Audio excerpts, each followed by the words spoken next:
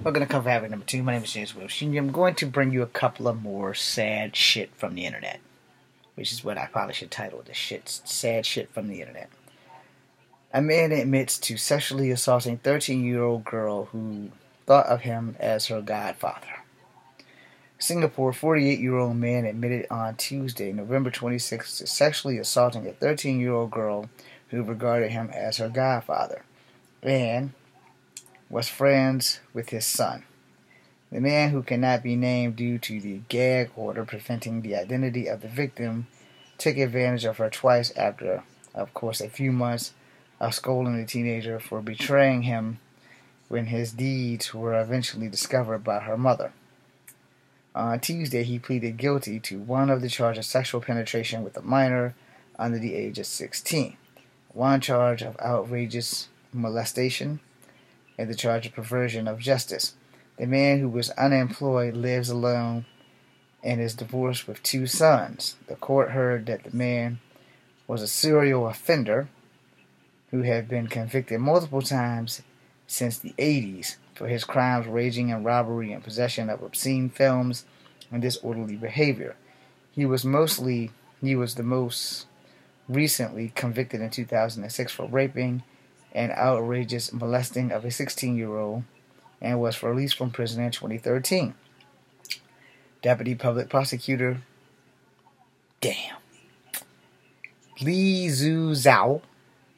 I probably did not get the last part right, or the middle name, so I'm going to spell it out for you. Li, L-E-E, Zhu, Z-U, Zhao, Z-H-A-O. So I'm pretty sure I butchered that.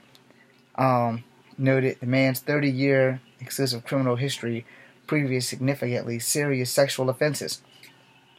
He cited alarming similarities between the current case charges he was convicted with in 2006, saying that both he and the victim were young and vulnerable were the elements grooming involving both cases. The man first met the most recent victim in the early to mid 2017. She had ran away from home and was hanging out with a group of friends at the common area in public housing estate in East Singapore. He introduced himself to the group as Papa and gave them cigarettes. Goddamn cigarettes. After that, the victim would see him every time she hung out in the area. Eventually, the victim became close to the man, regarding him as her godfather. The court heard a prior meeting of the man. She had already friends with his son.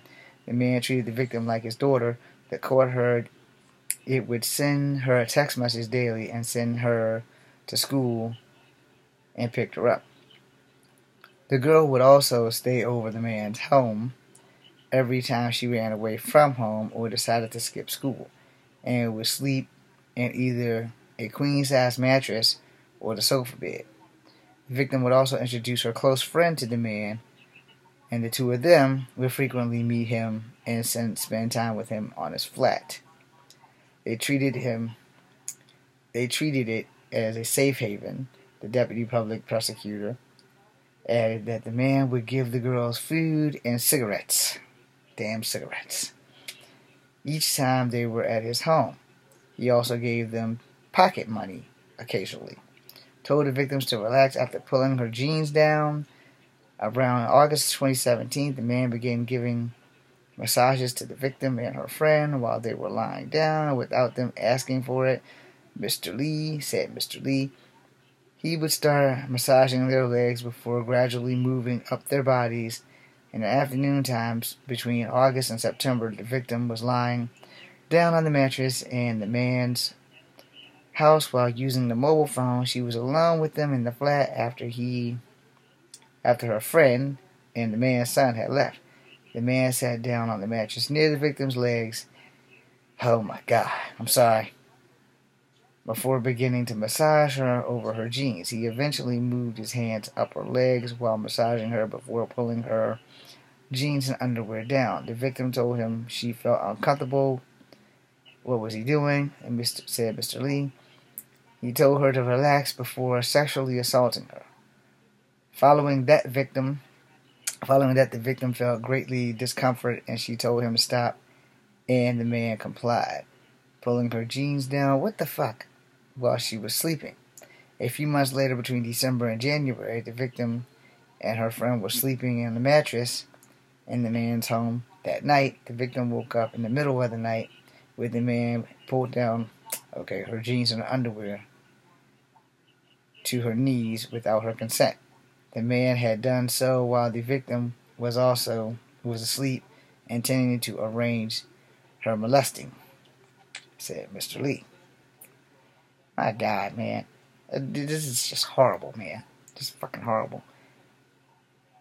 Her friend was asleep through all the incident, and the victim pulled up her clothes and got off the mattress, and the man apologized to her. The court heard the victim's mother lodged the police report on the 25th of last year. After finding out the incident, the court documented that he did not elaborate how she found out about the incident. The victim, upon finding out her mother had made the police report, informing the man, who then went into hiding when he heard that the police were looking for him. Between February 8th and 10th, the man sent an Instagram message to the victim scolding her for betraying him and reminding her that all the ways that he had helped her. Okay, I'm not done yet. He also asked her to reveal that she had told the police. In her statement, Mr. Lee said that this information that the man intended to tailor his evidence to the police to prevent, of course, the course of justice. He surrendered to the police February 26, making a call to the investigating officer about a week prior to his arrest, explaining that he would give himself up after the Chinese New Year. The offender had learned his lesson despite the 7-year sentence canning in cooperative training in 2006, Mr. Lee. The offense in 2017, in the same nature of the collective training, meant the change, said Mr. Lee, adding that the man needed to be kept away from the public. Sentencing's adjourned next month for sexual penetration of a minor under 14. He could be in jail for 20 years, fined or canned. Okay, so I guess America isn't the only place with sick individuals. There was another one that I wanted to do, but if I find it, I'll do another one. Bill Cosby did an interview. We're not going to go there, because that still stings. Woman yells racial slurs, spits on the assault hotel receptionist. Suit. We're going to check that one out. Woman yells racial slurs and spits on the assault's hotel receptionist. Oh, there's a video. Linda files lawsuit against Michelle. What the frack? RAJACIC after a racist rant. Okay. Something different to a Disney movie. This is an ad, I think. I think we've watched every single movie at least twice, 4 times. They would put a Disney ad on something as nasty as this. On us for a year, because the network more people rely on gives you more. Okay. Oh my G, man, that is not me. Oh, you.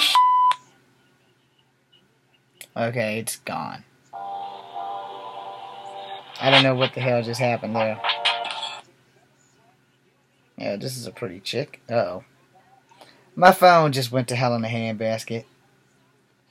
So, yeah.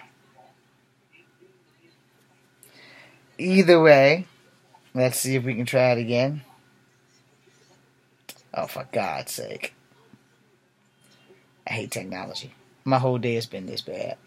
I stepped in dog puke this morning in my socks. So, yeah. That should tell you how bad. Just, woman yells racial slurs on and assaults the hotel receptionist.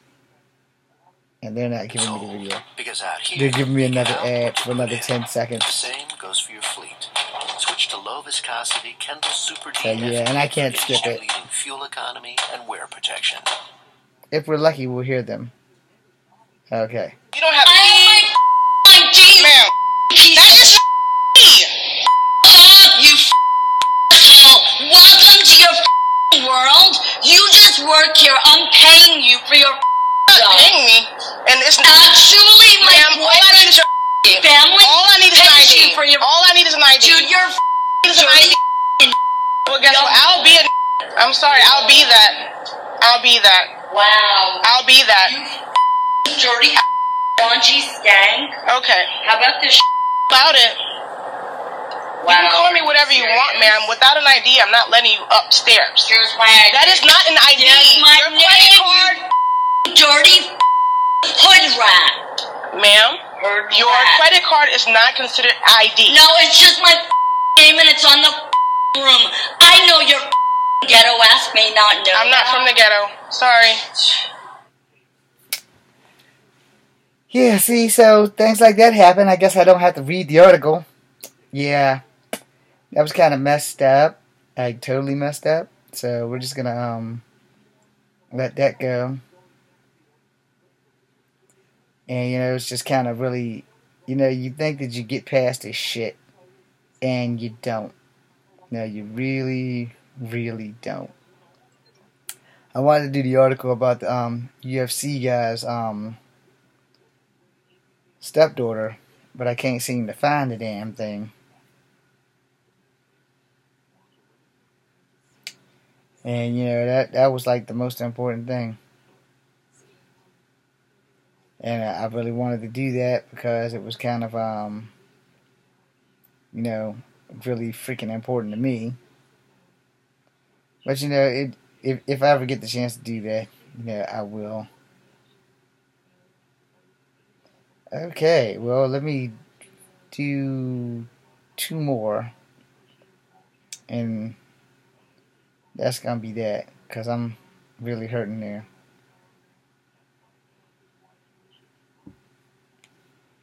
Well, that's an interesting one.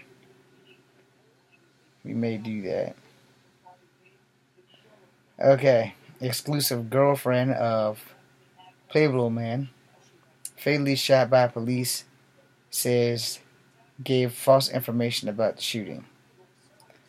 A young mother allegedly to that Pueblo police gave the misleading information regarding the police officer involved shooting that left her boyfriend dead over the weekend. Police say 24-year-old... Holy crap! Why can't people just have normal names? I think this is Estevan. I'm going to spell it out for you. This, I believe, is the fellow that lost his life. Estevon Cruz fired a weapon at 4 police officers, where he responded to the domestic violence report at Saturday evening. That weapon turned over to be a CO2-powered pellet gun.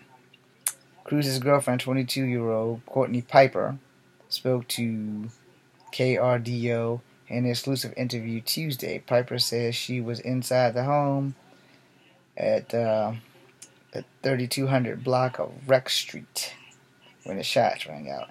It kept playing over and over again in my head.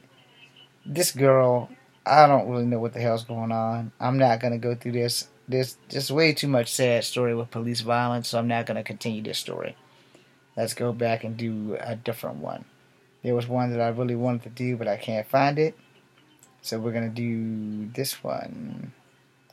Poor 13-year-old girl first gets raped, feels suicidal, but when things got back to the... Oh, for God's sake, I have to do this one because it's just really fracked up.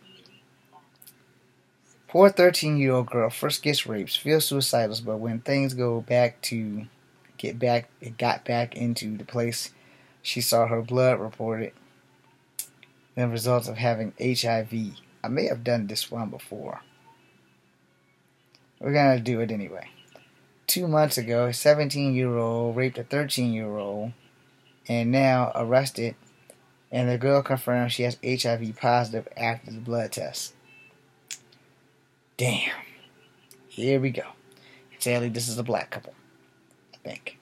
Well, the guy's black because they're showing his damn mugshot right here. Okay. Justin Posey, 17, accused of raping a minor. When the incident came to light when the girl sought help after being attacked, she felt suicidal. She was checked up, and turns out that once the blood test shows her HIV positive. The rape happened at a house on Midway Avenue, according to the reports. Posey forcefully held the girl down and raped her. When the girl screamed for help, it was in vain as the music was too loud. The suspect's grandmother is in shock. The worst part is Posey's grandmother was very sure that her grandson couldn't have ever done such an act. She has a hard time believing that the boy has raped a girl. She says that knowing that her grandson was wrongly accused, knowing him very well, and lived with him for a long time now. Okay, one, let me stop right there. I don't give a damn how well you think you know somebody. You don't. You know what we allow you to know about us, and that's it. You know, I'm not a rapist. I'm not a murderer. You know that I've been in the military. You don't know how bad I wanted to serve and didn't get the chance to.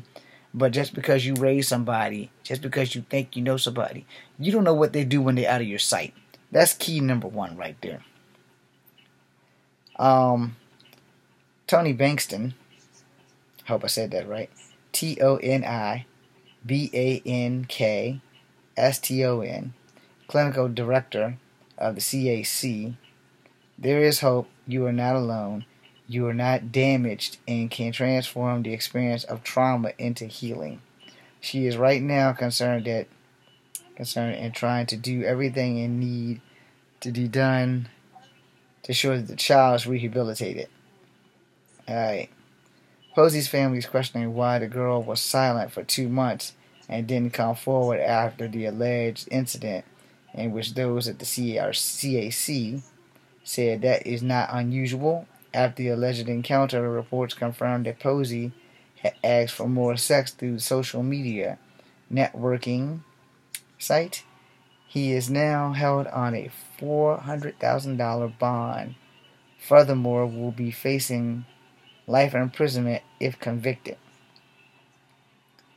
Alright, let me touch on that.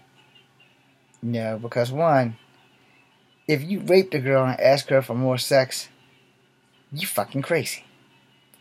Two, which one of them had AIDS first? The girl before the rape or after the rape? Because that's not really in here. Hold on, I think I just passed most stuff. Okay, yeah, I did pass most stuff. So let me go back up here. Slightly weird incident of a man allegedly tricking a woman into taking care of him to cope with sexual trauma. The intelligent court hearing is this Monday in New Orleans. The judge is annoyed that it ended up tearing a guilty plea to accuse a person who posed as a disabled person. This is the same thing? Okay, it's the same thing. Investigators have revealed that the accused babysitting app, over a year and a half, he used them to get women to take care of his fictional 17-year-old brother, Corey. He claimed that Corey was mentally ill and physically disabled and needed even the basic needs.